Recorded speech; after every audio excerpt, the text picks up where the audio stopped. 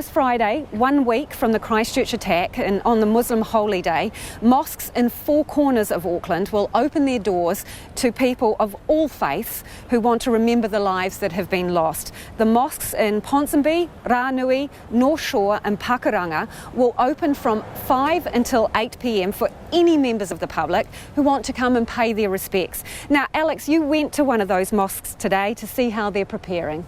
Yes, thanks, Lisa. Yeah, we know churches and mosques around the country have already hosted prayer sessions. There's been some very moving outpourings. So I took our cameraman Nick Monroe to the Masjid Al Jami in Ponsonby, where people are still leaving flowers, flags and cards at the front gate.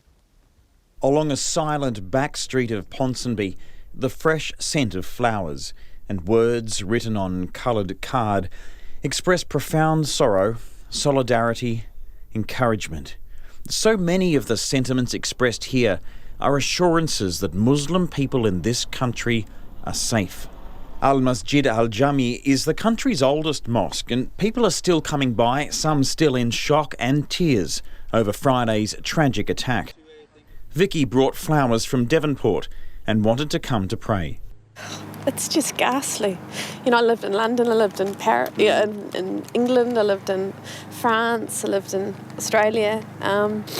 You know, you can't get away from it. It just seems to be this hate. Sometimes it takes something awful to bring about something beautiful, and you can see how much New Zealand loves it, you know, it loves everyone. Heidi has driven down today from Gulf Harbour in Whangaparoa, about 40 minutes away, and has bought a peace lily. She wanted to bring something that is living.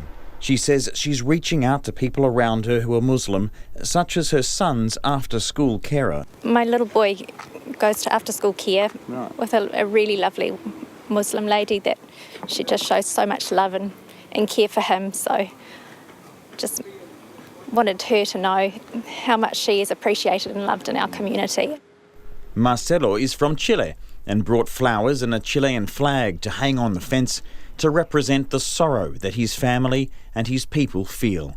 I'm not Muslim, but like I say, I'm a Catholic, but I feel like the pain of the Muslim people, you know, so I'm doing my prayers for them.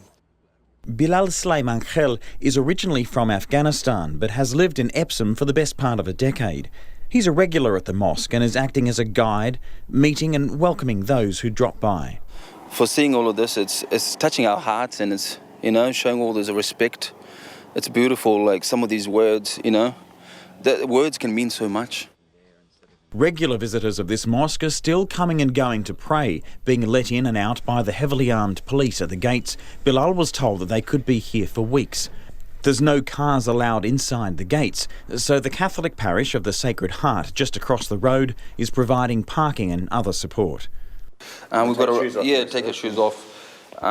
Thank you for that. We've got a really good relationship with the church across the road, and Kathy and Father Rory, they've been amazing, and even before Friday we've always had a good relationship. And out the back in the far room of the mosque there are tables covered in hundreds of cards that have been brought in out of the rain over the last few days. Our deepest sympathy to all those who follow Islam. Whether you are a New Zealand born or we have welcomed you from another country, you are us and we are so sorry for your loss. Bilal says he's been moved by the outpouring of grief and hopes that somehow good will come of what has happened. And he hopes that the diverse people in this area will be drawn even closer.